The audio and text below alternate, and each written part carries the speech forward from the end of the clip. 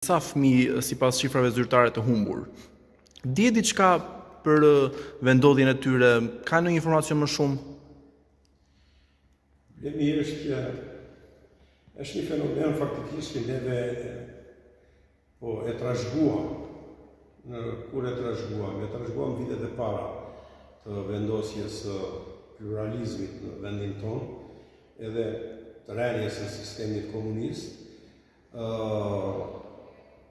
duke patur parasysh faktin që Shqipëria dhe shqiptarët në atë kohë ishte varfër, një varfëri madje edhe ekstreme, njerëz të papërgjegjshëm, prindër të papërgjegjshëm, arritën deri aty sa fëmijët e tyre, edhe ti shisnin. Dhe pati një vërsulje të këtyre qytetarëve të vendeve të ndryshme të Europës, posaçërisht Greqia, por edhe vende tjera, Italia, Belgjika e tjerë, dhe që vinin në Shqipëri thjesht edhe vetëm për të marrë fëmijë të tillë, për t'i adoptuar, kuptohet, edhe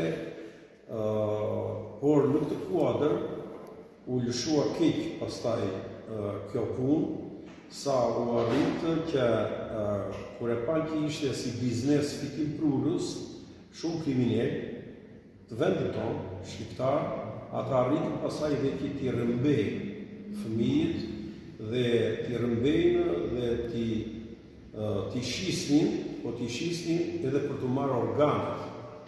Dhe ne kemi një numër të konsiderueshëm të atyre viteve, flas gjithmonë pas viteve 91, fëmijësh në Greqi posaçërisht, që nuk dihet as nami, as nishani i tyre, nuk dihet ku janë e ku nuk janë, vetëm dihet që kanë dalë një numër i konsiderueshëm fëmijësh nga Shqipëria, dhe pjesa më e madhe e tyre ka përfunduar në marrjen e organeve të tyre. Është një masakër e vërtet që është bërë me fëmijët shqiptarë. Dhe kjo është një plagë shumë e rëndë që ka lënë ndikim në këtë vend.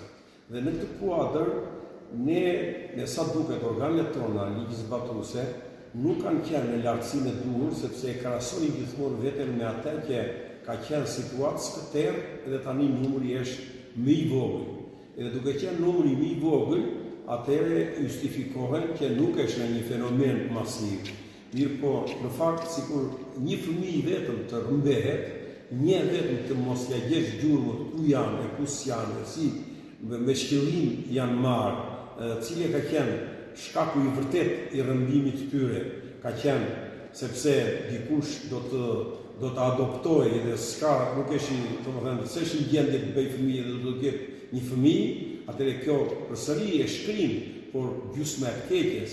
Po problemi është që nuk e dim se për çfarë i marrin, për çfarë qëllime i marrin, dhe shumica i marrin për to qëllime që thashun, të trafikimi qenieve njerëzore, domethënë trafikim edhe të organeve të tyre, duke u dhënë zemrën dikujt tjetër. Ishte një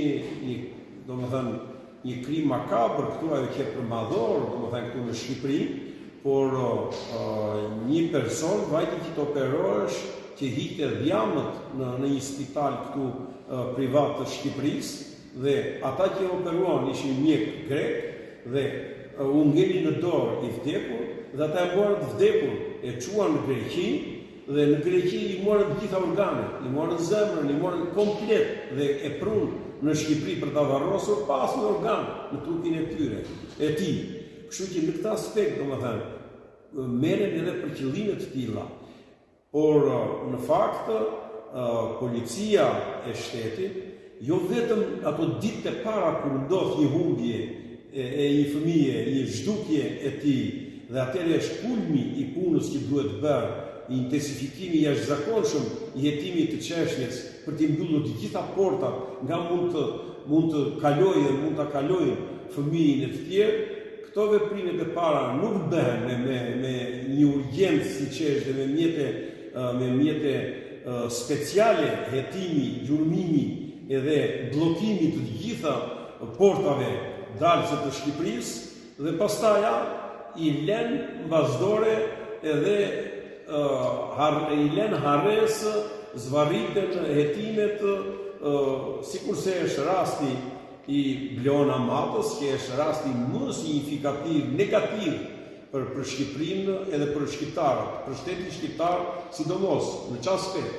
Në aspektin që rëmbehet në sytë e një numri të konsiderueshëm njerëzish, rëmbehet në sytë e njerëzve të afërt familjes vet. Domethënë, e nxjerr nga shtëpia halla e vet, e mbajnë një numër vajzash të tjera që janë të lidhura me familjen e vet dhe pastaja si papritur e pakujtuar ky fëmijë në mes të këtyre 5-6 personave kaloi 16 vjet dhe nuk e di ku është. Për çfarë u rrëmbye? Cili është motivi i rrëmbimit e tjera? Dhe se cili është motivi i rrëmbimit, ajo ka rëndësinë më të madhe në momentin kur ndodh një krim i tillë. Dhe nëse bie fjala policia e shtetit në atë kohë, oficerët e policisë, por dhe prokuroria kur mori në dorë çështjen me akuzën e rëndë, domethënë si vepër penale të rrëmbimit të një fëmije 5-6 vjeç, ajo duhet të bënte një hetim të tillë që duhesh tundur i gjithë kuksi, jo me fshati Zapok ku ndodhi kjo vepër penale, edhe ku duhesh që ato vajza edhe personat e tjerë të bashkëpunuar me të dhe ishin bashkë me të, ato duhet të dilte ujë i zi derisa të gjendesh fëmia dhe maksimumi për një javë fëmia duhet të rikthehesh prapë tek nëna e vet. Nuk ndodhi një gjë të tillë. Pse? Sepse nuk u bë një hetim i tillë. Sepse u rapre e shtifjeve, e tasheteleve, u rapre e një morali në thojza që gjoja e ka apo se ka me baban e vet të fëmijë, edhe për hir të kësaj lere në shri, edhe se e di baba i vetë dhe ku e ka qëruar, ku e ka bërë, e tjera me radhë, dhe policia do dhe ndje pre e një psikologjie shtifse edhe konservatore të tillë, dhe pastaja arrin që justifikon krimin. Krimi është krim, si do që tjetë ai fëmijë, ku i do tjetë ai fëmijë, ku çdo që ta ketë konceptuar atë fëmijë, ai është fëmijë edhe duhet ruajtur jetën e tij se është e shenjtë. Është jeta e shenjtë edhe atyre njerëzve që kanë lidhje gjakun me të, qoftë nëna sidomos shpirtërisht, por ajo ka edhe dajo, ka edhe gjyshe, ka kushërinje e tjera, tërë kanë linje shpirtërore për te që ka 15-16 vjet që nuk gjende. Dhe në këtë aspekt, ne nuk i kemi mbyllur portat e këtij krimi, ne gjithmonë kemi rrjedhje dhe i kemi thojse të hapura kufijt e Shqipërisë, kemi lënë shumë shtigje nga mundet të kalojnë rrëmbyesit, dhe kur them shumë shtigje, e kam fjalën gjithmonë në aspektin e veprimeve policore, kriminale, zbuluese, investiguese, hetuese dhe ndëshkuese kur vjen çështja. Avokat, por përsa i përket rastit të Bleona Matës që ju e përmendët, ju jeni njohës i miri të çështjes. Mendoni se, domethënë nga hetimet ka dalë diçka që babai i saj mund të ketë gisht në këtë ngjarje?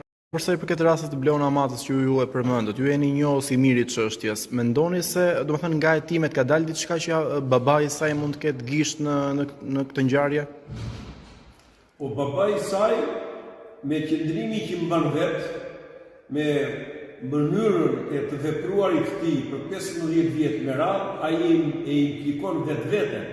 Domethënë, ai bëhet një ndër bashkëpunëtorët në krim, sepse një njeri që nuk e kërkon fëmijën e vet, një njeri që nuk e zgjidh këtë problem brenda familjes vet, edhe nuk e zgjidh brenda familjes vet me motrën e vet.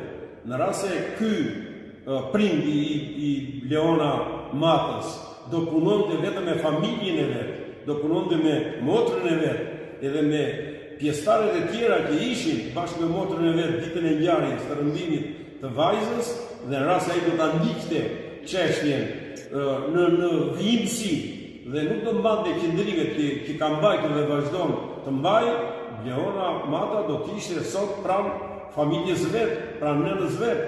Kështu që ai me qëndrimet që mban tregon që është një ndër pjesëtarët e grupit strukturuar kriminal që kanë bërë rrëmbimin e Bleonës. Domethënë babai është vetë një ndër rrëmbyesit e saj, sepse ndryshe të paktën tëra provat, qofshin direkte, qofshin indirekte, por edhe tashatëmnajat e tjera, prej cilave ai ka rënë fort, tregojnë që ai ka dorë në zhdukjen e vajzës vetë. Po përsa i përket zhdukjes ka 16 vite që nuk ka asnjë gjurmë. Dyshoj që mund të jetë ende gjallë Vlona Mata?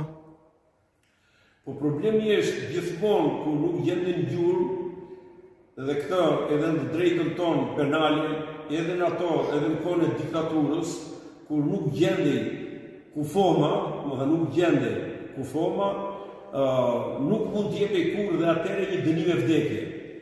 Mund ta dini që e mori e rëmbeu ky person, bie fjala këtë fëmijë, apo mund të kishe prova plot që e ka vrarë dhe e ka hedhur në filan vend ky person, po derisa nuk gjendesh kufoma nuk jepësh dënimin me vdekje. Pse?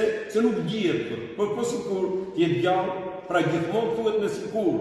Kurse në rastin konkret nuk gjendet asnjë lloj shenje që të flasin për eliminimin fizik të saj. Sepse bie fjala, nëse do të kishim një aksident, ka rënë në mali apo ka rënë diku, do të gjendesh një rrobe saj, një pjesë e trupit, diçka, një shenjë gjaku e tjera, sepse është kontrolluar e gjithë zonën atë gjithë anët. Nëse e ka ngrënë një bish larg qoftë, përsëri do kishte shenja, edhe shenjat lihen gjithmonë, por këtu nuk ka absolutisht asnjë lloj shenje, është një gjë tepër e pastër, dhe kur ka gjëra të tilla kaq të pastra, dhe kur nuk ka motiv, domethënë motiv nga ato që unë thash juve, që të rrëmbehet që ti marrin organe, sepse nuk mund të marri ta nxjeri halla e vet në shtëpia fëmijën edhe ta çojë në mal, edhe që ta bëj ajo domethënë ta çojë për prostitut, bie fjala në duar të pedofilëve, apo ta çojë edhe për krime të tilla, për t'i marrë organe të tjera. Nuk e bën një gjë të tillë kur.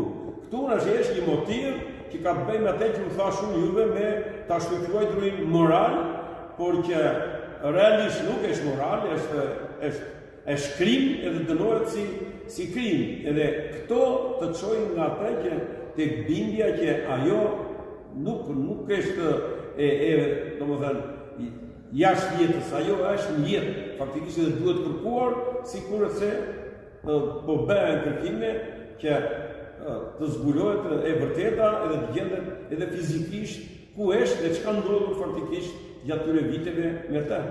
Unë kam dhe një pyetje të fundit, përsa i përket rastit Epstein.